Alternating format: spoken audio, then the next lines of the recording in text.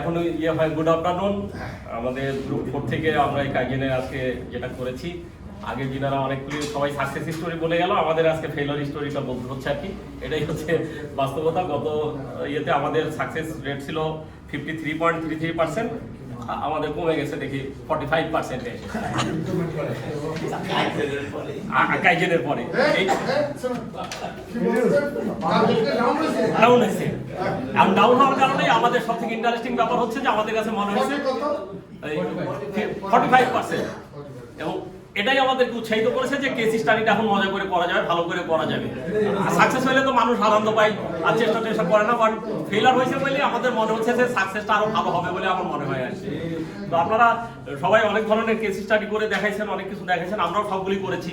Actually আমাদের findings এর মধ্যে যেগুলো করেছি, ওইখানে যে লঞ্চ প্যাড বা ইয়ে ছিল, ট্রিগার বা এলাস্টিক বা কয়েন, সবগুলি ফিক্স ছিল। অ্যাকচুয়ালি এগুলি যেহেতু ফিক্স, এই জিনিসগুলি আমাদেরকে দিয়ে দেওয়া হয়েছে, এরপরেও আমরা কেন পারলাম না? কারণ ওইটা আমরা চেঞ্জ করতে পারবো না। এখন চেঞ্জ করার জায়গাটা আমরা খুঁজে পাইছি।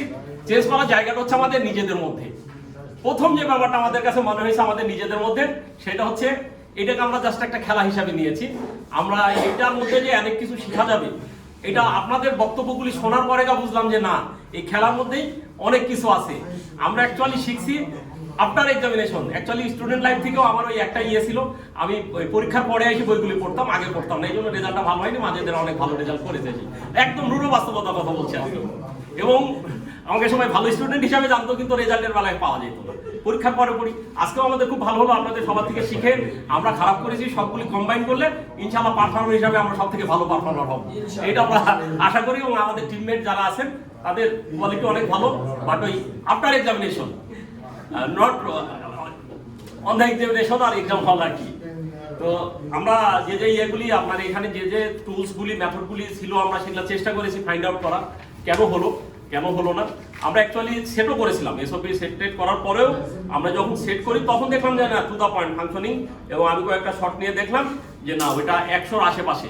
বাট যখন আমরা কাজে চলে গেলাম তখন দেখে আর আমাদের কারণটাই আসছে না। তো এইটার মূল কারণ হচ্ছে আমরা যেটা পেয়েছি সেটা হচ্ছে আমাদের এই জিনিসটাকে, কাইজেনের যে শিক্ষা আছে এর মধ্যে, এই শিক্ষাটাকে আমরা ভুলে যাই, খেলা হিসাবে নিয়েছি। নাম্বার 2 হচ্ছে আমাদের ইনস্ট্রাকশনে ছিল যে ক্যাজুয়াল ড্রেস বা কমফোর্টেবল ড্রেস পরে আসতে। তো ও ইনটিন করে আসছে, প্যান্ট শার্ট পরে। আমাদের আরেকজন স্বাস্থ্যবান লোক, ও ইনটিন করে আসছে। আমি মনে করার জন্য করছি, আমি কয়েকটা সঠিক শট নিতে পারছি, কিন্তু আমারও সেই রকম হয়ে গেছে আর কি। তো যে কারণে আমরা আমাদের এটা করতে পারিনি। এখানে আমাদের অন্য কোনো কিছু সমস্যা ছিল না, সমস্যা ছিল আমাদের নিজেদেরকে।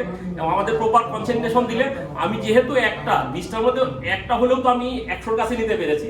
So it's quite possible for me to hit the 20 get the accuracy to up to 100%, and hopefully we will get 100% accuracy next. আর আপনারা যেগুলি দেখানোর সেগুলো খাতা কলমে বা বইয়ের কিতাবের কথা যেগুলা, সেগুলো তো সবাই বলেছি, আমরাও সেই কাজগুলি করেছি।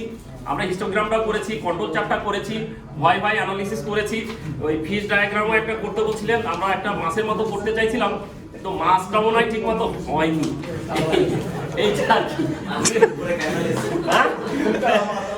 আমরা মাছটা আঁকাইতে চাইছিলাম, এটা তেলাপোকা হয়ে গেছে।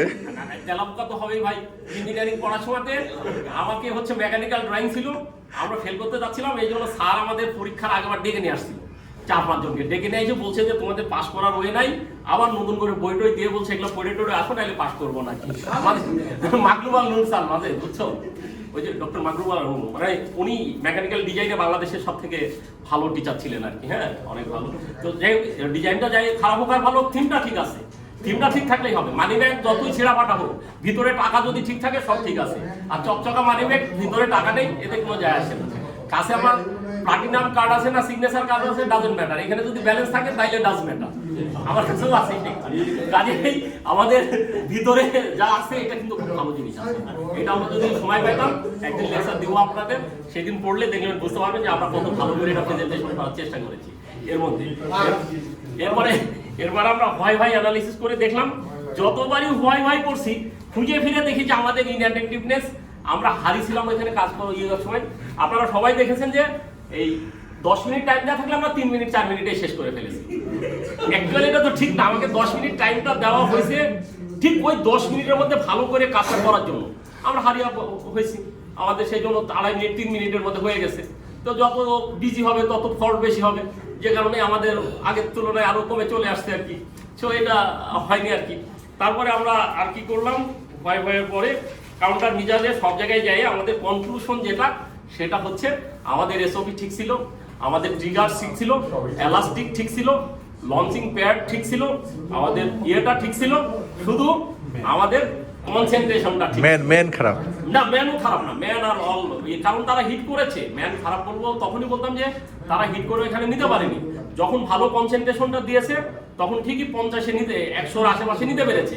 যখনই কনসেন্ট্রেশনটা দেয়নি তখনই 100-এর কাছাকাছি যেতে পারেনি। সো ম্যান খারাপ বলার কোনো সুযোগ নেই। আমাদের শুধু একটুকু অন্য সব ঠিক আছে। আমরা এখন কনসেন্ট্রেশন দিলেই মোটামুটি 100%-এর কাছাকাছি যেতে পারবো বলে আমি আশাবাদ। ধন্যবাদ। আপনারা সবাই জানি না কতটুকু এনজয় করেছেন। আমরা আমাদের কি বলে প্রেজেন্টেশনের শেষে সবাইকে ধন্যবাদ জানাই এবং আশা করি আবার দেখা হবে একসাথে ইনশাআল্লাহ।